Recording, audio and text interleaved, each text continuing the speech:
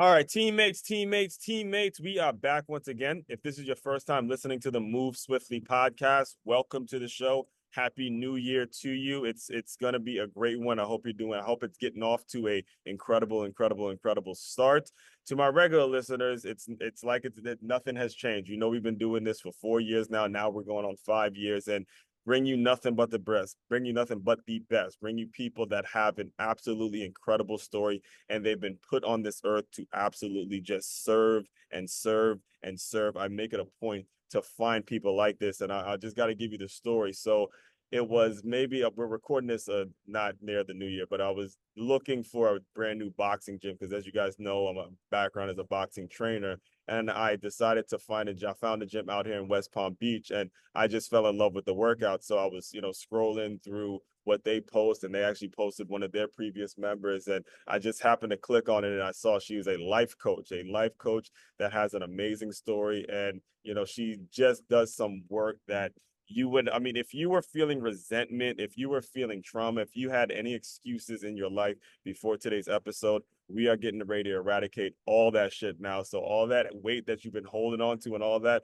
get ready. It's going to be lifted off you right now. That's what we're here to do. So with all that, Ali, before I make the intro too long, welcome to the Move Swiftly podcast. How are you? Oh, that was a beautiful intro. I am doing good, and I am so excited to be on your podcast and to just dive into all the different topics. We have so many things in common. Yes. So I think it's going to be just really great to dive into absolutely any topic today. I'm excited. Yes, we do have so many things in common, but the beautiful thing is I know that because you were willing to put it out there for people to see. You were willing to boldly and courageously tell your story from beginning to the end. So that I commend you for that. I'm proud of you for that because I know, especially for women, that's not an easy thing to do. It takes courage to do that. It takes letting go of a lot of bullshit that you probably used to hold on to. And, we'll just go back from the beginning because your story started off a girl from Peru who came to Florida, and I believe you said your father didn't even make it to Florida till a year later, and there was trauma already built in the home where you were trying to figure out how a marriage is supposed to work, how was a man supposed to support their wife, and all that kind of stuff, and it led to depressing feelings. It led to things that you were going through at the high school level. I mean, I think you described it as you would do work at school just to stay away from home, all kinds of stuff that you were putting out there. So let's just start right there in terms of that little girl, that little Allie that was growing up. And again, you don't have control, you got to learn a new language. Let's go right there and speak about your childhood a little bit and some of the things that you had to pick up on. So the floor is yours. Ooh, that's good. Okay, so we're starting from the We're going beginning. from the beginning, girl.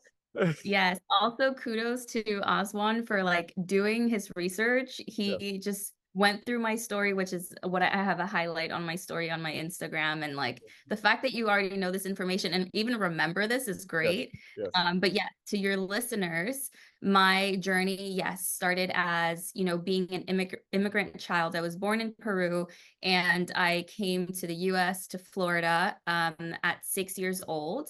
And, when I tell my story, a lot of the things that I share are things that I'm now more aware of than what I actually was aware of at the time. Of course, as a Absolutely. 6 year old, I was kind of, not really aware of all these different ways in which, trauma was being built in my body or in which things were really affecting me. It was just like the normal for me. Hmm. But yes, coming into the US had a very much like very, I would say, typical immigrant lifestyle, which is, I would say, typical because it's what I hear from other people. But I came here with my mom and my two other sisters. One of my sisters went straight to the Air Force to just be able to like afford school and to be able to help us financially. My other sister was, I think, in middle school or high school, and she started like working, when she wasn't in school. Hmm. And my mom, I really rarely ever saw her because she was just doing all the jobs that she possibly could. Hmm. And it's so interesting because I have my mom visiting me right now. And just yesterday, I was asking her more about how I was when I was younger. And she just always says the same thing. And I always just like, in a funny way, say that I was just like a little bit of a boring child because I was a quiet child. Like I didn't speak much. Or not that I didn't speak much, but I was very much like to myself. Mm-hmm. And I was just very calm. I didn't have like a huge, strong personality as a child. And I was just kind of like, I remember one of my sisters always saying this, that I was kind of just like in the background, like just very polite, very calm, like into my own thing. And so growing up, even though I was moving through that whole shift and like moving from a third world country to the US, like the land of, the American dream and all of that, Mm-hmm. I kind of just kept to myself and I didn't really see that anything was affecting me until, I started growing up and realizing more and more things about my lifestyle, and what I moved through. There was a lot of like emotional and physical Mm-hmm. and mental abuse between my parents that, I started seeing, more so like in my teens. Mm-hmm. And to me, that was so normal. And honestly, I never even knew that that was trauma. I think Right. I realized maybe around like my mid 20s that like I had actually experienced quite a lot of trauma, but I didn't know that it was because I thought that was just a normal thing that people move through and go through.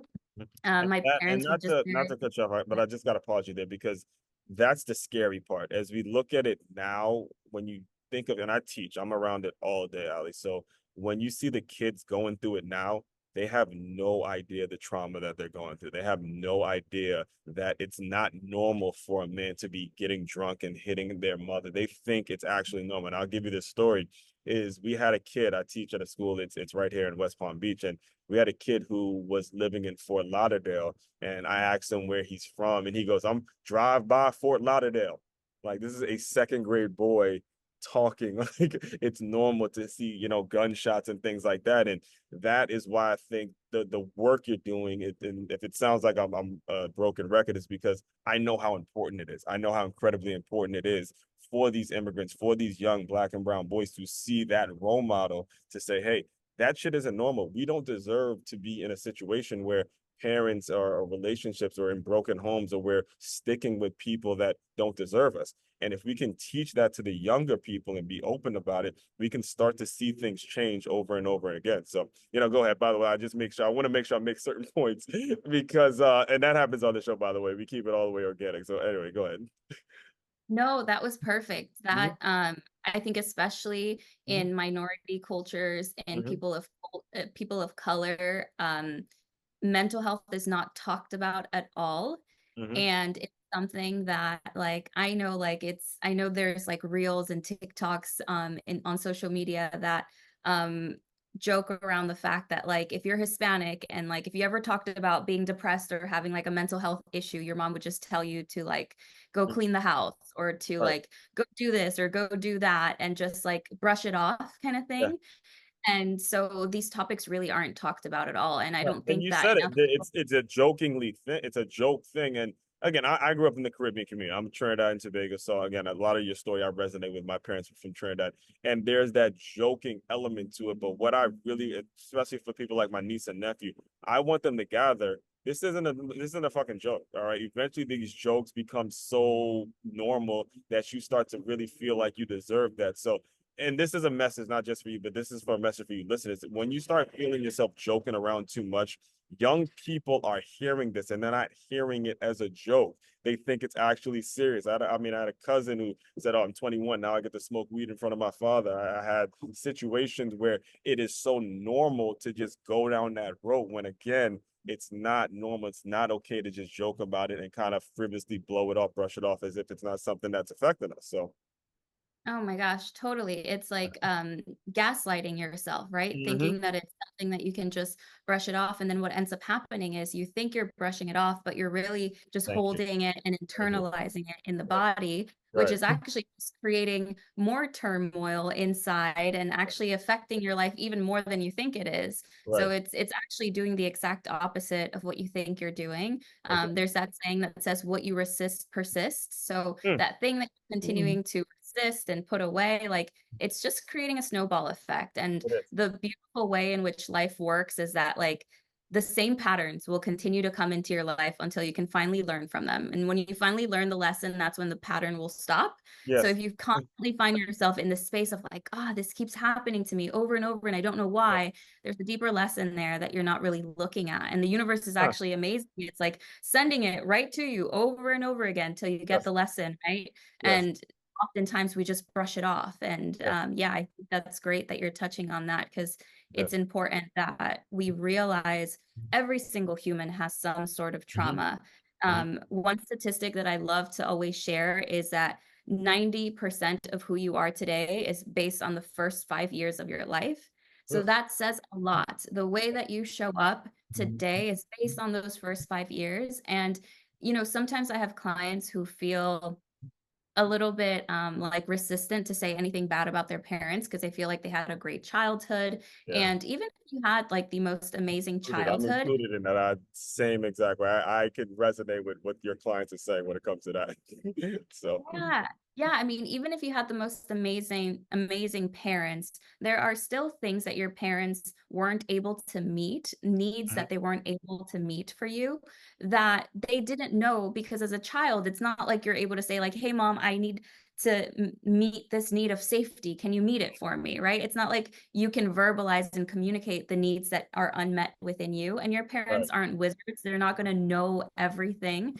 And so trauma isn't only the things that people do to you, it's Mhm, also the things that people don't do. There mhm, are, sometimes people think that something really huge and traumatic, like, sexual abuse or physical abuse, has to take place in order for you to experience trauma. But trauma is absolutely anything. Trauma is essentially just like a heightened state of fear that mhm. your body experienced and held onto in the body. Yeah. So absolutely everyone has some sort of trauma to move through. And I think going at it with that perspective already gives us the awareness of like, okay, I know that there must be something within me that I need to work through and move through. Mhm. Let's start taking a look and navigating what that could be. Yeah, and it's definitely something that can be as simple as not getting a hug. It can be as simple as not saying Mhm. something that you say to your kids all the time. Like, I mean, I have students now. Check this out. Just even today, one of the students, he's a rising second grader. He brings in a ball, and I had this little trick I did where I took the ball, hit it off my elbow, and caught it with one hand. So he's like, that's what I want to try. I want to try. I want to try. And he's practicing and practicing. He's missing, and he starts crying because he can't get it when I look at him. He's like, try. So, again, the coach in me, I'm telling him to toughen up and all that. And that's why I even catch myself as an adult saying, hold up, as remember, that's the way your dad did it. You gotta tone it down. Remember, he's a younger guy and he's looking for that approval from he's another black kid, seeing another black man who's confident doing his thing. He just wants the approval. Just calm down and kind of give it to him. And I bring the reason I brought all this up is because, I have a niece that is gonna be a sophomore, at least probably approaching this by the time this comes out. She's going to be thinking about college. She's getting to that age. I can't believe I'm actually saying that, verbalizing it, knowing that my niece is getting to that age. But when it was time for you to make your college decision, you gave up on some major schools. You had offers, like I said, you were a great student. You were, working towards just so you don't have to get out so you can not go home. You were making sure your grades were on point. So you got offers from great schools, but out of the blue, and this was the part I loved about your story, like Fashion Institute. That's so Raven. So can you speak to? I laughed when I saw. I was like, wait a minute, like what's going on here? So, but it Mhm. actually turned out to be something that was a very valuable experience for you. So, walk us and talk us through that situation because I know, like fashion, I don't know because of That's So Raven. What the? So, Oh my God. Yes. yeah, Yes. speak to us. Yes, that's so funny. Yeah, I'd be more than happy to. Yeah, so like, okay, so came to the US, and I think it's the Capricorn in me, and maybe you Yes, resonate. go ahead. Okay, perfect. So growing up in Florida and, having that whole Well, experience of what my what high sister, school was it, by the way? I went to Suncoast High School here Suncoast. in. Oh yeah, I've heard of them. They actually do stuff with the school I'm at. Suncoast. Oh, Yeah, yeah. awesome. Yeah. Yeah, Yeah. that's amazing. It was a really great school. But yeah, I just always grew up, and this is where I was saying I think it's like the Capricorn in me, and I'm sure Yes. you get it as well as one where I just have always been very studious, and my parents weren't necessarily those kind of parents that like would push me to be studious and to do the work and to do X, Y, and Z. Like if I got a B, great for them, but like for me, it would be like, no, it needs to be an A. So I Right. always grew up just being very studious.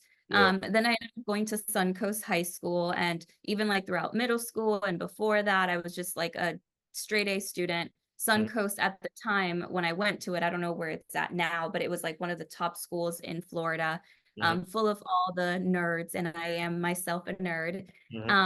And so it was just a very rigorous time in high school where and this again was just all me putting on so much pressure to overachieve and be the very best that I could be, Mhm. where I slept very little, constantly doing work. Like I felt like I didn't really have much of that like high school lifestyle of like going Mhm. to parties and doing all these different things with friends because I would literally my weekends were spent at home like reading or studying for an exam. Um, That's and actually so what my ex high school girlfriend. That's she used to say that same thing. Yeah, and it was tough. It was definitely a lot. And again, all me putting that pressure on myself. Hmm. And then I started reaching a point at the time I didn't know that it was depression, but I was starting to feel just depressed, resentful, just like annoyed with my life and like not understanding why things were like harder for me, but at the same time I was the one that was putting on that pressure on myself. And so although I was so good in all the academic aspects like science, math, like writing, any topic really. Once I got accepted to like UF, FSU, I was planning on going to UF, Hmm. and I was planning on following my dad's footsteps of like after that pursuing law. Hmm. Um, and then I just hit a point, like literally it was the day after graduation where I was like, I don't want to do, like, I don't want to repeat high school again in college. And I know that it's only going to be harder in college.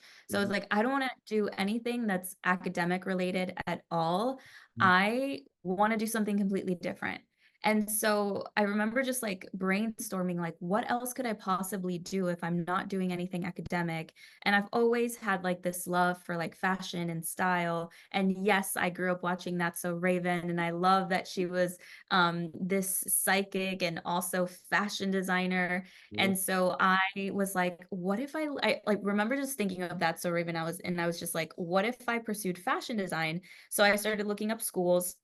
I actually got accepted to FIDM, which is like a really great school in California for fashion. But it was just way out of budget. So it wasn't something that I could afford. So I ended up going to school in Miami, an art institute there for fashion design. Hmm. And yeah, it was a complete plot twist because I was literally the only one in my high school that decided to pursue the arts and go in that direction. But it was such a blessing and also not what I expected at all.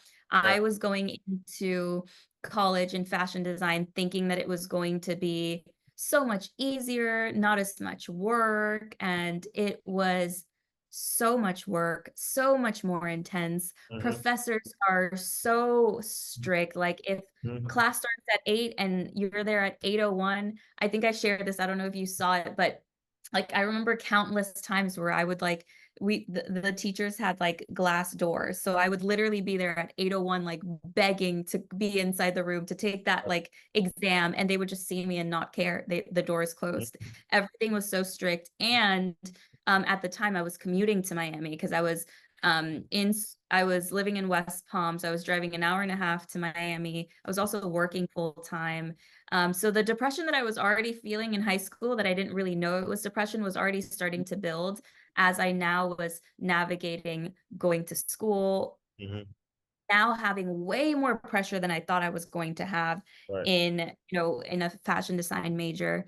Right. Um, and then that's when I then sought a spiritual life coach. But Hmm. like before I even talk about spiritual life coaching and how that, changed my life, the beautiful part about the fashion industry is that it taught me how to embrace my feminine energy more. Hmm. So that could be a whole topic within itself. There is Well, masculine energy and there's feminine energy. Do you that's know about it?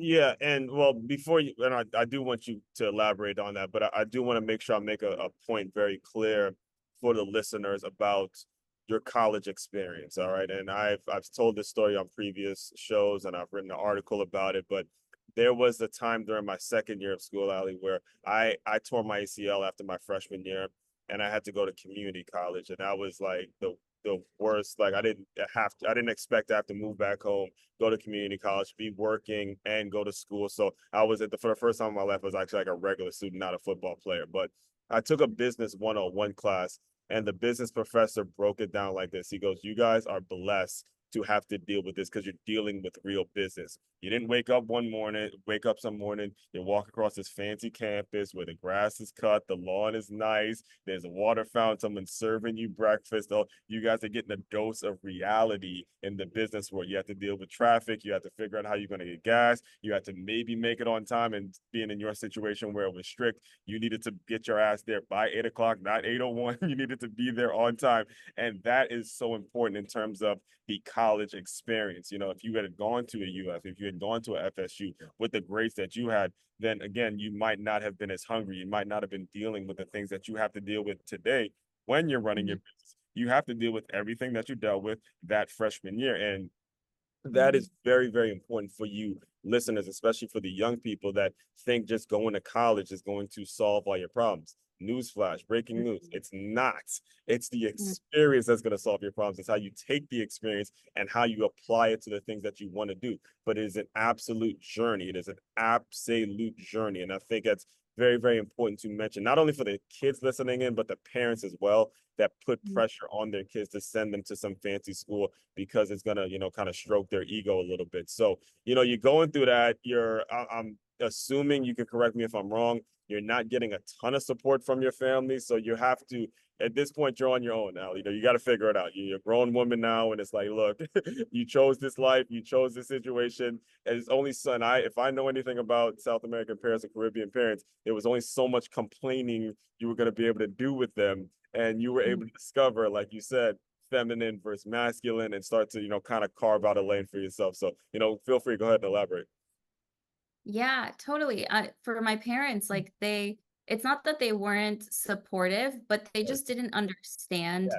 That is what key distinction. how you could build a career out of being a fashion designer. Because in South America, that's not really a career. You Yeah. know, when they think of like if they would see me like sewing, they'd be like, how is that going to be like a fruitful career? They saw it more of as a hobby than an Yeah. actual career.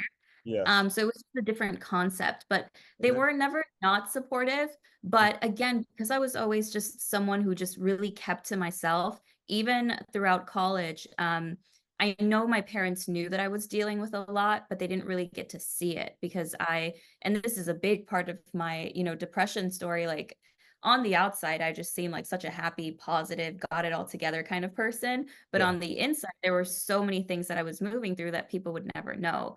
Mhm. And I think that's important to say because there's no look to depression. There's no look to anxiety. You don't, you could be the happiest person and be moving through so many insecurities and so much internally, even if it looks good on the outside. And that's something that I've learned even, while getting the chance to have all these amazing clients or like influencers on Instagram who look like they have the most perfect life and like little do you know they're moving through so much. Exactly. Um so yeah, they were supportive but not fully understanding. Mhm. And the reason that fashion design school really supported me was because it taught me feminine energy. Mhm. So, masculine energy is essentially, and every human has a mix of both. Mhm. Most men feel weird about masculine and feminine energies because they feel like if they're told that they have feminine energy, that it makes them Let's feminine, go. and it Let's has nothing to do with that. Listen, I It doesn't grew up in a teach you. football locker room. You start saying that stuff around football guys. Listen, we're gonna start. It's gonna be some serious causes. It's gonna be serious problems, man. So, Exactly, but it has nothing to do right. with that. We have masculine and feminine energy is essentially like the yin and yang energy, where masculine energy is more of this like rigid, rational thinking, more structured energy. And feminine energy is more intuitive, it's more flowing, it's more nurturing, it's intuitive versus controlling, right? It's instead of the rational mind that the masculine energy is, it's the intuitive side of you, which is the feminine. And we both have a mix of both, but we also live in a society where we're taught and conditioned and programmed to exert so much masculine energy, to hustle, hustle, hustle, to work constantly. And all of that exertion, like most of humanity, is quite wounded in their masculine energy, and they don't know how to embrace their feminine energy, including and most importantly, men. But women move through that as well. And for me, I grew up exerting so much of my masculine energy. And I'm also a Capricorn. So, like, the way my brain worked throughout my academic school life was structure, planning, working, like all just fit in a box kind of life.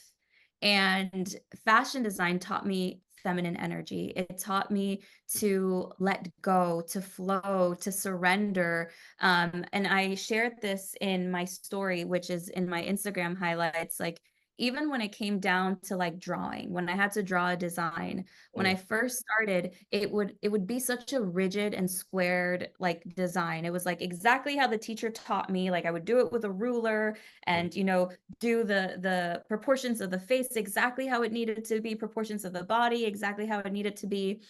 But it looked so stiff. And then I would look to like, my friend to the side of me who was drawing something just so fluidly, like without even a ruler, just like drawing a dress that just flowed and was so beautiful. And for me, it felt so hard to even draw that because I felt like I needed to like make such a strong and rigid line to, for example, draw a skirt.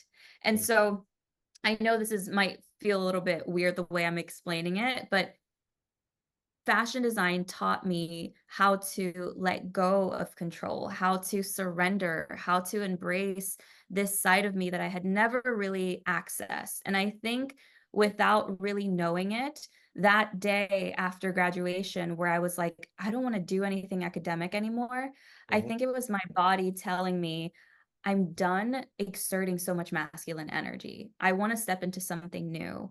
And that led me towards me being more connected to my intuition and connecting to more of my energy, and led me down another deeper spiritual journey because I was able to tend to another side of me that society deems as like, oh no, that's wrong. You shouldn't do that. You should just work and hustle and keep working. And so much around it, but that was essentially the biggest healing portion of going to school for fashion design and just completely pivoting.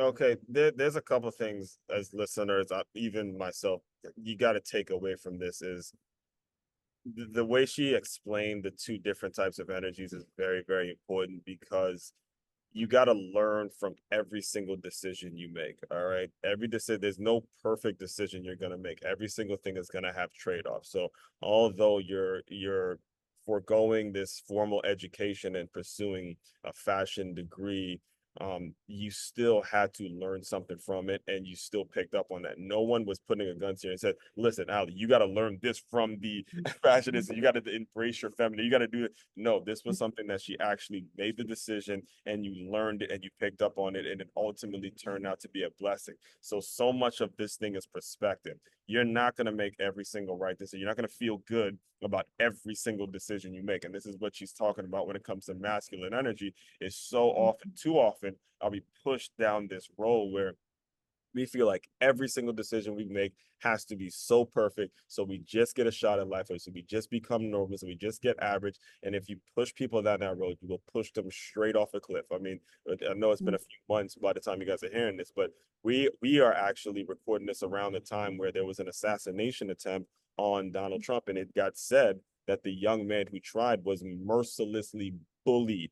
He was mercilessly bullied to the point where he felt depression. And we got to be so in that point that you made about, you don't know what a person's going through. You don't know exactly how they're feeling. They will mask it over and over again and just kind of go through life, and you never know. So when it comes to the decisions you make in your heart, the things that you feel in regards to your intuition, take some from it. You may not become a millionaire off it. It may not be what you're going to do for the rest of your life. Take something from it, learn from it. And there are people, there are resources, there are situations in which you're going to be a part of that you can run into that make you say, that's why I did that shit.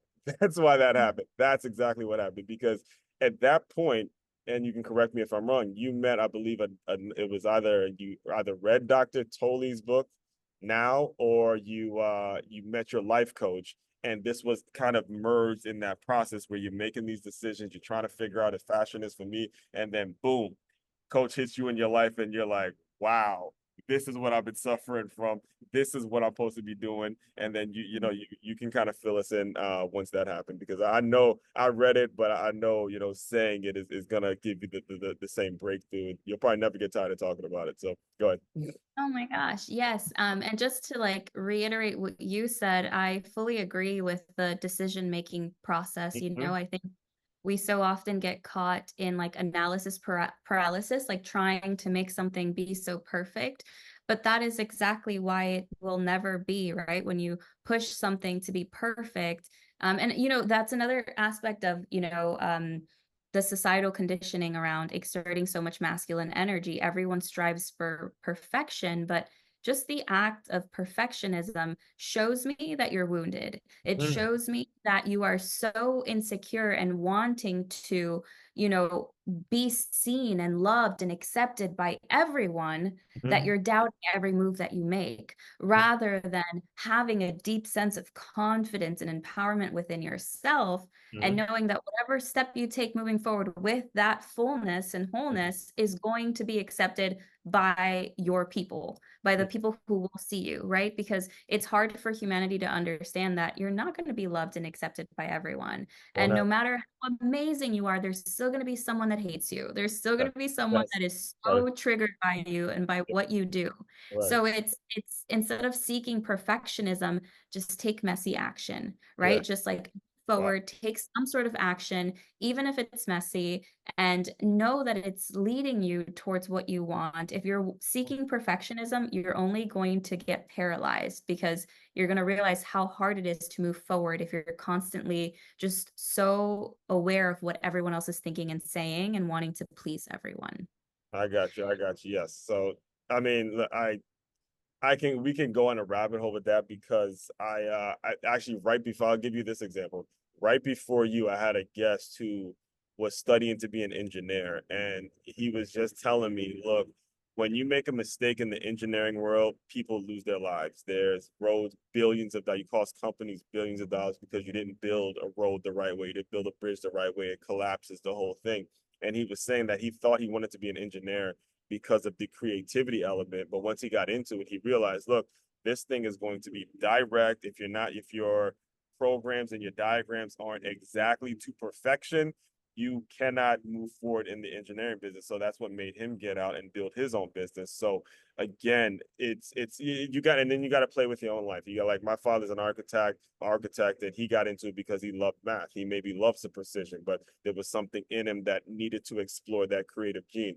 And I can't stress the importance enough of exploring that creative gene, because if you let the world define what it is you're supposed to be doing, oh man, I'm telling you, it's going to be an ugly, ugly, ugly road you're going down. And there's a lot of you guys on Instagram playing around, thinking that the likes are really mean people actually like you. Sorry, they don't. It's called vanity. That you got to make sure you're doing something for yourself, for that outlet. And again, I do want to make sure I give you the opportunity to talk about your coach. Is it Coach Sophie? Was that the name of something? Yes. Yes, Coach Mhm. Sophie, Mhm. who entered into your life, and then boom, it's like fireworks, blaring lights, everything happened. Okay, Ali has awoken. There she is. That's the girl we've been looking for. So go ahead, go ahead. Oh my gosh, you're a good storyteller. Yes. Yes, yes, this is what I do. This is what I do, by the way. We've been doing this. My listeners know, man. This is what I'm all about every day. Yes, totally. Yeah, it was my freshman year in college where I just had a really depressive day. Yeah. And I went to my mom's house and my sister happened to be there and she saw just how bad it was. It was just a really dark time. Mhm. And then after that, she's actually the one who started seeking like some sort of help for me because at the time I had tried therapy, but it didn't work for me personally. I didn't enjoy it. And so she was looking for other avenues to have someone help and support me. Hmm. And it was my brother-in-law, my sister's husband, who found Sophie. And so my sister was like, "Hey, we found this person, jump on a call with her if you're open to it." And I was very open to it because I was at that like rock bottom where I was like, I will try anything, whatever's going to help me. Hmm. So I on a call with Sophie. I was like, at the time, I mean, 9 years ago, very little people knew what a life coach was, right? So I didn't know what a life coach was, but I was like, okay, she sounds nice, and I think that she can help me. So my sister was so amazing. She was like, I will pay for the coaching. Like, Yeah. just if you like her, tell me and we'll get it started. So it Wow. was also something that I was like, okay, it's not an investment for me. Right. And I think she might really help me. So I started working with Sophie. And I think what was most supportive right off the bat working with her was that I finally had the space to speak my truth and not feel like anyone was judging me for it. To Right. be like fully accepted and to really feel heard by someone for some reason, and this isn't all therapy, but the Mhm. therapist that I had sought, I didn't feel like I was really being heard. I Mhm. felt like it was more so like an adult, just like I could feel the energy of them like judging me in some way. And with Sophie, I just felt so open and free to be me. And also, you know this, but I grew up very, very spiritual. And so knowing that she was also a spiritual life coach gave me more of this connection of like, I can really be all of myself with her and share all of me with no judgment. And then I read Eckhart Tolle's book, The Power of Now, which was a life-changing book for Mhm. me, and then that's when things essentially started changing for me because I realized I am the creator of my life. Mhm. I can shift away from this depression, and it Right. all starts with my thoughts, and my thoughts will change my emotions will change the way my habits are, the way I take action, and that is how I get to create my life, right? And that is what essentially took me on this path of becoming so much more aware of what was going on internally within, what Mhm. thoughts I was thinking, what emotions I was like repressing and internalizing versus releasing. And as I started releasing my emotions, speaking my truth, changing my limiting beliefs to empowering ones, my life literally just started changing. Yeah. So I want to make sure we clarify the context for the listeners. This is a girl, I believe, but just just getting to your 21st birthday or early 20s, and she just said she felt heard for the first time in her life. All right, that's a really, really heavy statement, knowing how much she accomplished in school and knowing how hardworking of a person she was. I mean, grades were on point, got accepted into college after college, and she just said this was the first time she actually felt heard. All right, that's a hell of a statement, adults. That's a hell of a statement for anybody out there that really thinks that just because you have the quote unquote school success or that you are seeing a young person that quote unquote got it together, it is not always the case. It is very important, and even for that life coach, I know there's several life coaches that have been on the show and that listen to the work. You got to keep pushing your product out there, man. You got to keep putting yourself out there because you are saving lives. If you're a book or if you're an author, if you have any intellectual property, if you have things that you honestly in your heart of hearts feel that you can help somebody with, do not stop serving people, because it was her sister who paid for the sessions. So you got to keep putting your stuff out there. You got to keep putting your sessions out there. And I bring that up because you've come up with a very like a unique system towards helping people. And I'll let you explain it a little bit, but it's called the 3 C's. And one of the things that really intrigued me about what you're doing is my mother teaches my niece something called the 3 B's, the brains, body, and bank account. You know, she wants to have all those three together. And I've known personally how, breaking things down into that context sticks in a young person's mind, sticks to, the people's mind to where they'll never forget it if you make it succinct, you make it something that's relatable, and you make it something when they run across this situation. Okay, remember my grandmom told me the 3 B's. If I run across this, Ali told me about the 3 C's, So, speak on how you're able to come up with that concept. Yeah, so once we'll skip a little bit towards me just getting certified as a holistic health coach, Yeah, because and that's and to when be I 100% honest with you, and not to cut you out there, but the certifications is kind of the secondary nature. Yeah, it starts from a place of you really wanting to help people. So anyway, go Oh, yeah, ahead. totally. Yeah. Totally. It took me after, my work with Sophie. Mhm. I was 2021 and I didn't start my business until I was 24. Mhm. And so it took a couple of years before I was working in the fashion industry. Yeah, you But the point where I was like, you know what? I want to do something more. I really want to help people in a deeper way. mhm, Yes, I love fashion and this is great, but I want to do something more meaningful. mhm, So I got certified as a holistic health coach, and I wasn't really seeking to become a coach. I got certified as a holistic health coach to learn more about my own nutrition and like at the time I was moving through a lot of gut issues, so I really wanted to heal. mhm, And what I learned about holistic health is that health is not just nutrition, it's your body, mind, and soul. It's covering all those three areas, and they're also interconnected. And so I started learning more about like mental health, and it just flowed so naturally for me. Like the topics that were covered, I was like, this is what I love. Like this is what I really want to do. mhm, And so I have that like story that many people have of like I quit my corporate 9 to 5, mhm, decided I was going to just start a business mhm. without knowing how I was going to pay rent the next month. I was like, you know what? I'm just going to do this. So I quit my job and then just started on Instagram, just Yeah. giving so much, like pouring so much wisdom, everything I knew. Not to get you, but I'm laughing because I remember reading that part of your story. You were like, "I'm on the phone. I'm on the phone. I got the sale. I got to pay my rent. Thank God." I felt it. I felt it through the way you actually wrote it. So, Yes, literally. Literally had, and this is going to be a great, I'm sure, like wisdom bit for your listeners that the first month, the way that I work is I like when things are like pressure, as you guys know by now. So the idea of like I have a month to figure out how to pay for rent actually put more of like a fuel in me to show mhm, up as much as possible. So I yeah. started showing up on Instagram and telling people like, hey, I'm starting as a life coach. Would anyone like to be coached one-on-one? Mhm, Um, and I had to go through a lot of sales calls of like people saying no, no, no, no, no, no. And it mhm, was never a no of like, I don't want to work with you. It was always like a no of like, I can't financially afford it, which was right. also like good to know that like it's just financial. It's not like the work that they want to do with me. Right. But it took, I remember my first 15-ish no's until I finally got my one yes. Mm, And like my motivator was always like a no is just that much closer to a yes. And mhm. when I finally got that one client, yes, I was literally like, great, I can pay rent Huh. for that month, Yeah. right? And I was like, okay, now let's just keep going and let's just keep doing this. Right. And so I started coaching women and men, and I started coaching them one-on-one.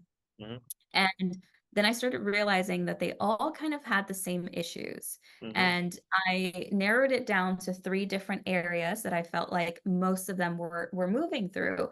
And that was consistency, confidence, and control, which is where the 3 C's method came from. So consistency, everyone wants to show up for themselves more, whether it's eating healthier, going to the gym, like doing more, spending more time for themselves, whatever it may be. mhm. People want to be more consistent in showing up for themselves. Right. Sorry, did you want to say something there? No, no, you're good. Oh, okay. And then the other one was confidence. Everyone wanted to just feel more confident within themselves to have the conversations they needed to with X, Y, and Z, or to ask for that raise, or to quit their job and start their business, or whatever it may be. They wanted to feel more empowered and confident within themselves. And then the third C, which is control, I was noticing that so many of my clients just wanted to feel more in control of their life. They felt like they were just moving through the motions and waking up every day and repeating the same thing every single day. And they wanted to feel in control of their thoughts, their emotions, their life, the way they carried themselves. And so at the time, after about like 15-ish clients that I was coaching one-on-one, I decided to create a group coaching container. So I was Mhm, like, okay, that's where I came up with the 3 C's method, because I was like, these are the 3 main areas that people need support with. Let Mm. me create a group container where we cover these 3 areas, and I'm able to support everyone who's needing support in these 3 areas. But that's essentially how it came about, and now it's almost a 5-year-old program that has changed over probably 200 people by now from around the world. It's changed lives, and I till this day don't even know how it was created, but somehow it was created by me, Right. and it's such a powerful program that I am so grateful for. Yes, and it also shows the importance of developing a framework for your stuff because the proprietary aspect, you never, I mean, it didn't really get patents on it, but it is proprietary towards you. No one else can go out and say, I'm going to start the 3 C's. And you didn't necessarily need to, go and get a trademark, anything like that for it. And I remember actually going to a Tony Robbins event, which is actually what inspired this show and how Move Swiftly came about, the acronym Skilled, Well Informed Front Team, Lift Yourself. How that came about was through a Tony Robbins event where he talked about the 6 needs of people: the need to feel wanted, the need to feel unwanted, or something. I can't remember all 6 of them off the top of my head, but as you're developing in this business, whether it's thought leadership, authors, life coaches, motivational speakers, whatever it is you want to do, you have to make sure your shit sounds proprietary towards you. This is a very important because there's a lot of thoughts, there's a lot of people taking this and doing this. When you're able to latch onto something that's proprietary towards you, run with it. Run with it and serve your people as best as you can and do it faster and quicker and make those calls as quick as you can. I love the concept and the point that you made about being on Instagram because we're gonna have to talk about it at this point because being on Instagram now is like for a woman, I'm learning. That's why I'm so afraid for my niece.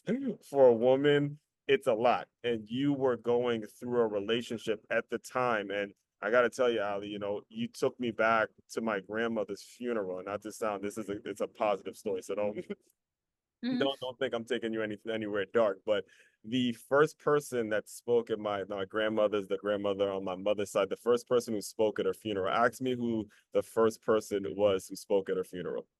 Who was it? Her ex-husband.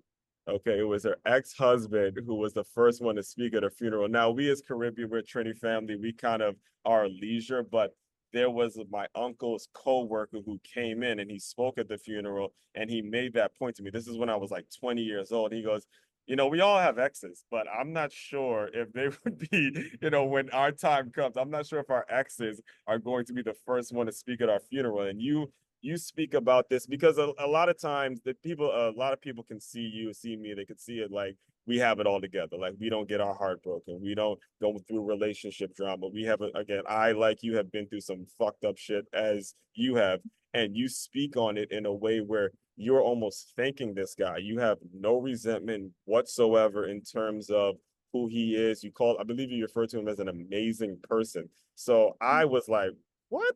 You got out of a 10-year relationship while you're running your business, while you're doing this, and you refer to your ex-boyfriend as an amazing person. So speak on how you were able to get through that and then come out like, shine. Like I look at it like just even better. You're training for marathons, you're out there getting it, which we're going to talk about. We're going to get to, by the way, but speak on that because on the flip side of it, so many people need to hear it. So many, especially young ladies out there who are on Instagram feeling like you're not liked or guys aren't in your DMs and all that kind of stuff.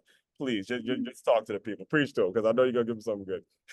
Yeah. Oh gosh. Yeah. So I think it really all comes down to my understanding and my belief that everyone is just projecting what's inside. Mm, And sometimes when people act a certain way that is hurtful or they say hurtful things, mhm, it's just a reflection of what they're going through internally, a reflection of how they speak to themselves, most likely. mm, And so obviously, I ended my relationship because there were things that weren't aligning anymore. And right, there were ways in which my partner was not showing up in the ways that I was wanting in an right, ideal relationship. But I think what allowed us to end the relationship the second time with full closure right. was when I realized that the way he was showing up was him trying his max, and that Mm, was the way that he could, and the things that he did that maybe I didn't like weren't so much about me, but more Mhm, so about his own maybe insecurities and the things that he was moving through himself. mhm, And I think when I finally got to accepting that, I was more at peace with ending the relationship, knowing that like he did the best he could, I mhm, did the best I could. We both have things that we're moving through and growing from. We both have, mhm. limitations, but we also are working on them. Um, and one of the biggest things, and I hope that everyone listening to this really like hears this, is that it's important, especially as women, when you're dating a man, that you date a man based on who they currently are, Mhm, not who their potential is. And mm, I think for women, because we tend to be like the savers, the rescuers, mhm, we fall in love with the idea of who a man can be versus who a man currently is. And mhm, so we like, that's when the red flags, we just don't see them because we just feel like, oh my gosh, we could be this, we could be that. The way we are as women, we tend to just like plan out our whole life story as soon as we see a guy that we like. yeah, Right. And I realized that for many years, I was continuing to stay with a man more so with the idea of who I thought he could be if he did the inner work.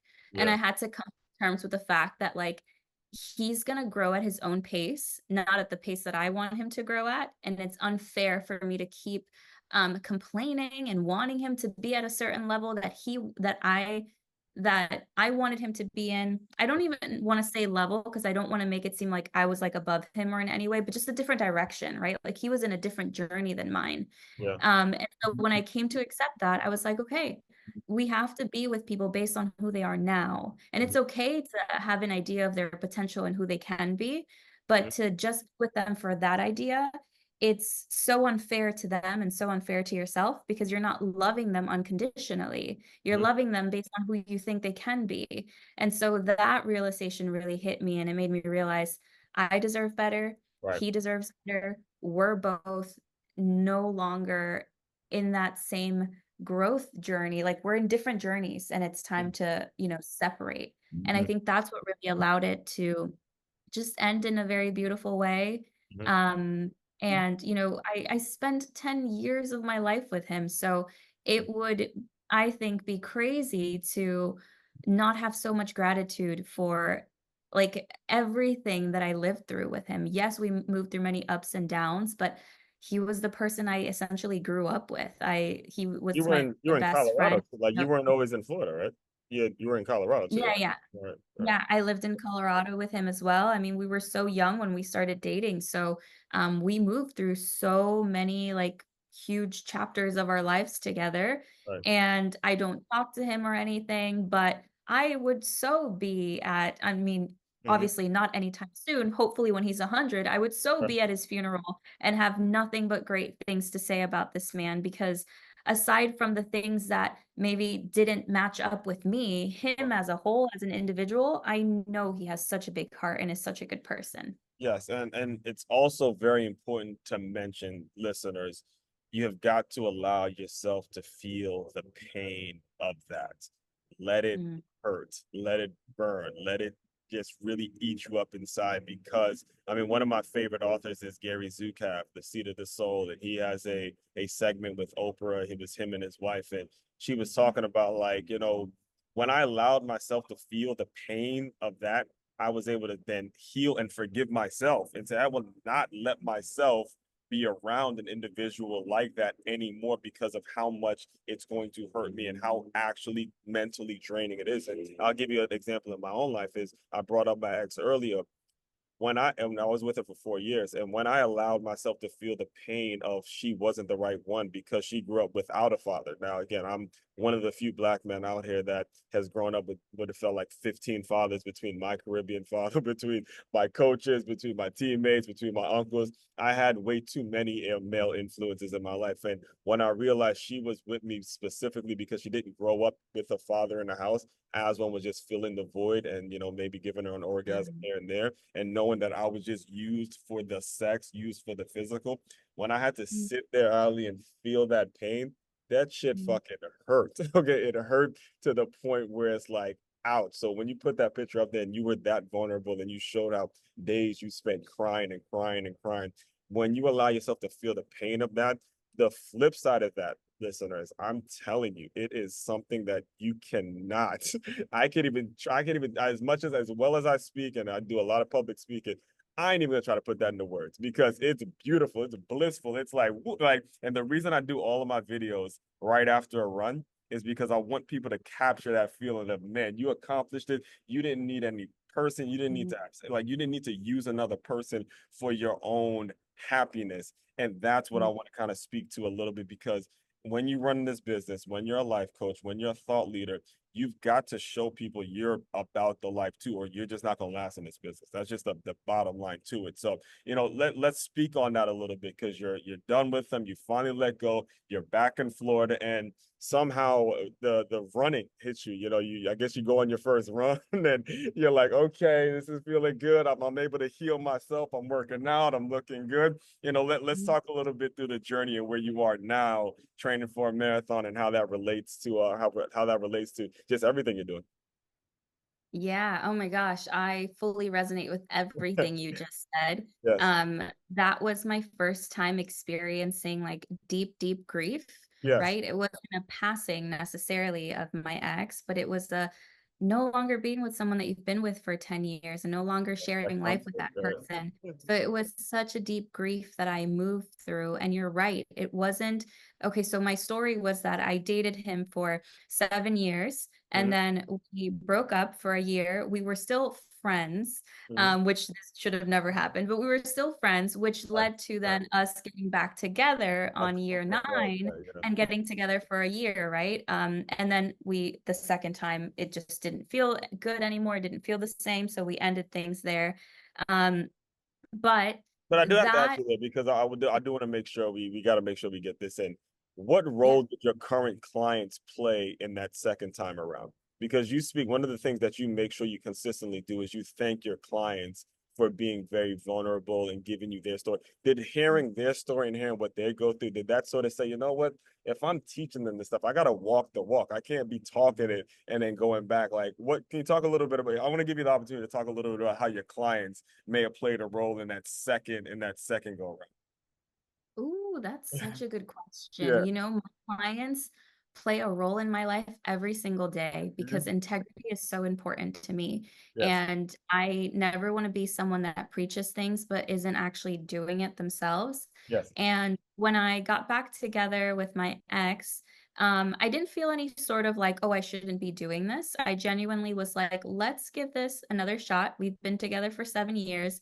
Let's see if we can, try our very best, like show up for ourselves, for each other, Mhm. and then see if this can work.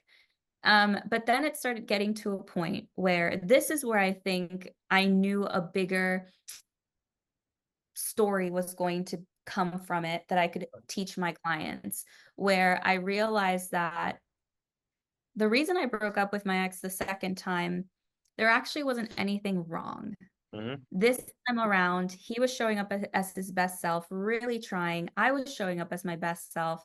However, although things externally seemed okay, internally, I no longer felt aligned with this man. I no longer felt the same feelings and emotions that I used to feel with him. And Mhm. so I could have easily continued to stay in a relationship with him for the rest of my life because there truly wasn't anything wrong that was going Mhm. on. Yeah. But I knew that it was time. Like, Yeah. my intuition spoke loud and clear and said, "It's time. Like, you've given it a second shot. And you are so much more deserving of that deeper love, both Mhm. internally and externally, that you crave and that you seek." And I know that that's the advice that I would give my clients of Yes. like, you're deserving of whatever love you desire. And I know that the love that I desired was so much bigger than what I was experiencing. And so I knew that I needed to end that relationship. And I actually do remember like just like thinking about my clients and the story that I'll be able to tell one day. because there really wasn't anything wrong per se, but I knew that I was worthy and deserving of more. And I knew that he was as well. And I Yeah. knew that we just couldn't give it to each other because we were just not fully understanding each other in the ways that we wanted to be understood. Mhm. So that definitely played a role in me finally saying, you know what, it's time to finally cut cords. Like Mhm. it's time to finally like tie all loose ends, full closure, complete disconnection from him, like Mhm. allowing him to live his life. I'm gonna live my own life. And yeah, that was essentially the role that my clients played big time. Okay, business owners listening in, we have just heard the power of professional development. All right, the magic word professional development that you need to be making sure you're putting in your budget to give every single one of your employees some form of professional development, because without the professional development element, you just don't know what relationally they can be going down. And with the growth, because again, you just said it, you met him before when you were kind of just starting out in the business. And as your clients developed, as you went through the Fashion Institute, as you're going through this and you're really feeling it in your soul, and people are coming to you with their issues, ladies are coming to you with some real shit. You're like, wait a minute, this ain't right. This isn't right. You know, again, love you very much, but it's not that I'm better, but we're going in different paths. It's like one person's going this way, one person's going that way. And it's just like, look, I wish you the best, but I'm not going to do it because I'm developing such a strong bond with these ladies that are trusting me essentially with their lives. I had the same experience when I was a trainer at Nine Run and just putting boxing gloves on people. They were going through divorces. They were going through, oh my God, I just found out I'm pregnant. Oh my God, I'm not sure if I want to be with some. In fact, we just had, like, listen, this is how bad it is. We just had a parent take her kid out to school because she found out she got pregnant and she doesn't even want to be around the damn guy that she got pregnant with, and she moved to Kentucky. So I'm looking like, so what is the dad supposed to do? What is like there's some really lost people out there. And I look at them so much and I think about how I'm able to maintain my sanity through all the trauma I've gone through. And I every single morning, every single day, it goes back to running, not necessarily like I am training for a marathon as you are, but the feeling of just getting out there, getting it all out, just getting that, having control of this process. It helps me in so many different. You got a small taste of it on this past Saturday when when you saw me towards the end, and I was a little hyped up. But speak on that a little bit. Speak on that because I know it's easier said, but you can get to a point where, all right, let's say it's 2 months in, you haven't seen them in a while. Let's say you're not working out. Let's say you're in this depression state. You get that text. You're like, oh no, but you got to run to get to the next morning. So kind of speak on how the day-to-day activity now is helping you stay above water and keep you from slipping down those old habits and going back down that route. Yeah, I mean, I think that the day that I created closure with my past relationship, Mm-hmm. I was just so intentional about it Mm-hmm. that I That's wouldn't what Gary say, Vee talks about a lot, though. Intentions. yeah, totally. And I was just so intentional and like it was just so anchored in me that like this was it, this was the time Mm-hmm. that I don't think that what I'm doing now is any like from a space of like to not reach out to him, to not go back to him, to not think about him because I think although he's always going to have a special place in my heart, like I know that he's just not someone that I'm going to go back to and be in a relationship with at least to the current knowledge that I have now and where I'm at, right? Because we never know what life can bring. But Mm-hmm. with where I'm at now, I don't see that happening. Mm-hmm. Um, but another part of it too is that my clients really supported me without them knowing, which you touched on, is moving through the grief. Yes. No one wants to move through grief and feel that emotion, but the level at which you feel grief and fear is equivalent to the level at which you will feel love and happiness because they're all vibrations. And the deeper you feel into your grief, the deeper love you will feel. Mm-hmm. And when I was moving through that heartbreak and feeling so much grief in my heart, I just had like the voice, not or the vision of my clients, maybe not the voice of my clients, but the vision of my clients, and I just was so much more motivated to go down that route of truly feeling my emotions and going to the depths of like the pain that I didn't want to feel, because I knew that if I felt it, grabbed the wisdom from it, and came back from like the underworld per se, I would have this wisdom to give to my clients of like, I did it, I know how to navigate it, so can you.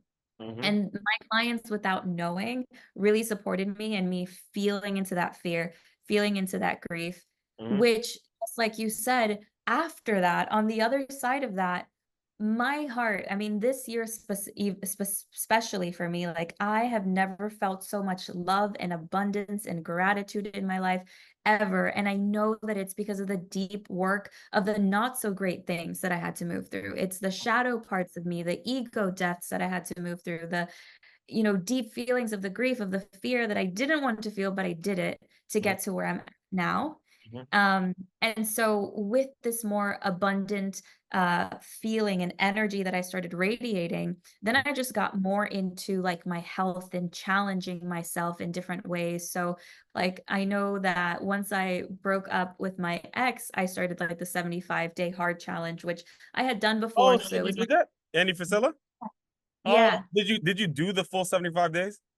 yeah. Oh my, all right. So I gotta tell this story because it's gonna be so, and Tell this is me. actually gonna be this is actually gonna be some actual dating advice slash I might get a little fired up when I say it because it was Okay. about 50 days ago ish. All right. I'm sitting not too far from actually it's a Chipotle, not too far from here with the girl. We were actually having a face-to-face conversation at Chipotle, and she brings up the 75 hard challenge, right? Mhm, And I had just gone a whole year being sober. Like there was no challenge. I just wanted to spend last year. I spent all 2023 sober. And because again, I guess I'm filtering her out to see if she would be a good prospect. She brings up the mhm, 75 hard challenge. And my antenna is like, oh, okay, maybe, maybe this could be the thing to see if she's gonna be like one that I could potentially move forward, like a potential suitor. And so I'm like, yeah, I'm gonna fucking do it. Absolutely, I'm gonna do the 75-day challenge with you. So mhm, I started doing, I'm drinking a gallon of water every day. I'm actually doing the work, right? 2 workouts a day, the whole thing. And she stops doing it. So I'm like, oh, man, fuck. So I oh like god. she's a At teacher what at the day? school. Like right She off the probably bat? maybe Ali, maybe 2 weeks did she do this shit. And now she just stopped doing it, went back to smoking weed, the whole thing. So now, she teaches at the school. So now I look at her and I'm like, all right, get the fuck out of my face. Because because it's Oh, one of those things where it's important, guys. And this is important for especially you guys to learn. You got to move on quick, man. When women show you those kinds of red, they really just don't care about the way you're projected. Sadly, I'm not wishing anything bad on her. I get she's young and all that, but your time isn't unlimited, and you got to move on from certain people when they don't follow up on their words. So for me, it's like, all right, you're definitely off the list, and we're not moving. We're not even gonna try to win her over or anything like that. So the fact that you mhm, brought that up is actually pretty surreal because I think I'd be done. I'm going on a family reunion in August, so the 75 days will be done around that time where I could probably have a beer or something like that with the family. But ever since last year, I haven't been like a huge drinker. So that's crazy that you mentioned that. I didn't even that's plan on great. telling that story. Oh my gosh. So you're on the 75 hard Yeah, challenge now. I'm still on it. I'm still on it. Like I still drink my gallon of water, I still read and all that. The Mhm, workouts are sort of tough because I'll do it outside, but then I do abs before, and then I have so many podcast interviews to where I can't wait more than an hour. Like if I'm gonna do my workout, I'm doing one inside and I'm doing one outside, and I got to get it done then. So mhm, it's sort of some, I guess, cheat-ish days, but I'm still mhm, making sure I do what I have to do because, like you said, when you run into people that get you on it and then they decide not to do it anymore. It's like, fuck, all right, you got to keep mm. doing it. So, Yeah, I'm glad you kept doing it though, and you're right, almost done with it seems right, like. So that's amazing. right. Yes, I was so into the 75 hard When challenge, did and you it was start? my when did I start it? Yeah, Um, I know that I ended it January 2nd, so okay, whatever so it was 3-ish months after that probably like was. around Thanksgiving. So Thanksgiving and all that, you have to make sure you go right. Oh, yeah, totally. And it was my 2nd time doing it. I had done it, like, 3 years back, so I knew that I could do it. Huh, But yeah, I was just in this mindset of, like, "Let's challenge ourselves, let's do this, let's do that." right. So I was doing the 75 hard, and then, I literally just this year became, more of a runner because I had never like, to think now that I can just run, like, more than 20 miles for fun is mind-blowing to me till this day. Because I like, earlier this year, I would never think that I could do that. Mm-hmm. But I just started like challenging myself of like, okay, people hate Mondays. No one likes to wake up early on a Monday. I was like, okay, let's create a challenge. I want to run 4 miles every Monday. And Mm-hmm. so I was consistent with that for months. And I was like, okay, after 4 miles, I was like, what if I did 5? What if I did 6? And then I just started running more and more. And at the time, I didn't even know like the world of marathons and half marathons. Mm-hmm. Um, but then I think it was like a friend who like shared something about marathon running, and I was like, wait, that's a thing. And then I was like, wait, a half marathon is just 13 miles. And then I was like, what if I gradually, Mm-hmm. get to that? And then I did, and then I completed my first half marathon on May 5th, in Did you Colorado. do? Oh, did in Colorado one? Yeah. And then after that, I was like, okay, now let's do a full marathon. So now I'm training for a full marathon, which I'll probably do in October. I haven't signed up for one yet. Right. And I plan on doing the one in December that's going to be here in Palm Beach. Okay, so Um, we're gonna do that. We're doing that one together. yes, we should. We should definitely. I get it. So I'm a But member of the Palm Beach Road Runners, and you should actually sign up. It's only like $40 a year, but we get a discount on that because K2 Sports is one of the people that is part of the run club. So we'll talk more about that off camera though, or off recording. yeah, totally. Okay, yeah, I'm so down. But yeah, that is essentially like after the breakup, I was just in the space of like, I knew that it was going to be hard because it was like, okay, now I'm really like, it's time for me to focus on me, for me to Absolutely. build on myself, to continue to be the best version of me. And so I focused more on like the challenging physical aspect of it. And that's what's gotten me now to the space of like training for a marathon and loving running, which I never thought I would do, that I would like. Hmm. But it's also so interesting because running is a lot of energy and motion. You're releasing a lot of energy out of the body. Hmm. And it's also a lot of air energy, right? Because as you're running, it's a lot of air and it can be very ungrounding. And so, just for any runners who are listening to this, like a big part of this new journey of mine as a runner has been to compensate all my running with also a lot of grounding work. So, a lot of like meditation or somatic work that helps me like come back down to earth because running can be such airy energy that it can keep you dysregulated if you're not taking enough time to like actually slow down and decompress and ground and connect back to yourself. Yeah. But yeah, it's been a beautiful journey, and yeah, that's what's gotten me to where I'm at now.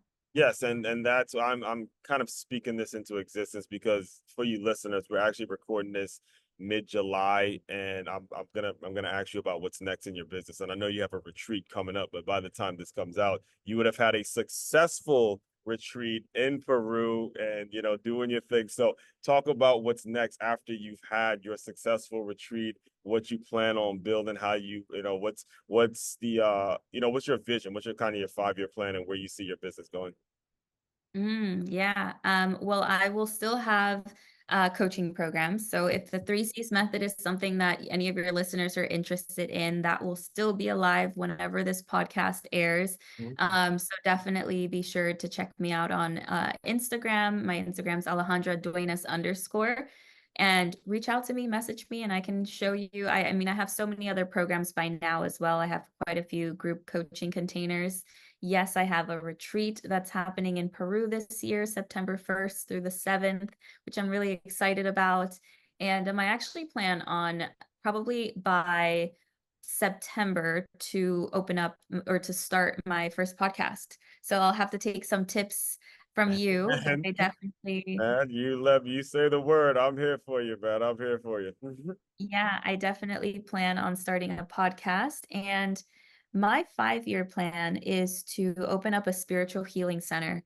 Hmm. So a center where people can come in, have a membership and, do yoga, meditation, get access to a life coach, be able to, get a good, I don't know, yoga session in, have an amazing speaker, sharing something beautiful and maybe leaving and getting like a green juice, like a whole vibe of a whole membership, that's all based on like holistic wellness and spiritual healing. I can see it. I can see it, and as long as you take it day by day, I have no doubts in my mind that that's actually going to get done because you've lived through some great things, and I'm just happy that my niece is going to be listening to this as a high schooler. I know that it's so important that we have inspirational women like you around to train them and show them, look, it's a better way. Don't live with that resentment, please, ladies, especially you young minority ladies. There's so much to be angry about. There's so many adults out there who act like, assholes and will point you in the direction of being resentful, being envious, being that person that is just not serving yourself. Don't take the bait. It's such an easy route to go down. Please, please, from my heart, do not take the bait. So, with all that, Ali, the final thing I do to close out all the shows is I want you to use your imagination. You are young Ali, high school, you're high school cheerleader, you're going through it. You are the young girl that is depressed, you're having suicidal thoughts, you're not sure where your direction is going. I want you to pretend that that young teenage Ali has come into the Zoom room. Give her some words of encouragement, and we will officially close. Yeah. Oh, that's such a good question. I love that you asked this. I would say, and of course, this is essentially for, your listeners to not be so focused on doing the right thing Mm-hmm, and to just lead with your heart, and that there's no rush. Like, you don't have to do all these things. You don't have to get to XYZ, to not let societal pressures and what you think other people want you to do or what you think is like socially acceptable stop you from doing like what your heart actually desires, mm-hmm, right? Some of like greatest people who have created this amazing inventions or like the millionaires of the world, they chose a different path. They didn't move in the same direction that everyone else did. So like own, I know like your like younger crowd will understand, like own your cringe, like be cringe mm-hmm, and do all the cringy things, be you. And when it comes down to resentment, because high school Allie had a lot of resentment, mm-hmm, um, know that holding on to resentment and envy and jealousy, it's just killing you. It's not killing the other person. And mm-hmm, it truly is killing you. It truly is impacting your mental and emotional and physical body. And it's important to realize that holding on to resentment doesn't do anything for the other person other than make you suffer in mm-hmm, life. And you get the choice every day to choose, I'm either growing or dying. Every day you get to choose that. I'm either choosing growth or I'm choosing the downward spiral. mm-hmm. And so choose growth, choose to shift things, and choose to open up your heart. And yeah, there's no rush. Do it at your own pace. Don't feel like you have to do what everyone else is doing, and just own who you are and try your best to be vulnerable. That would be the best advice I'd give.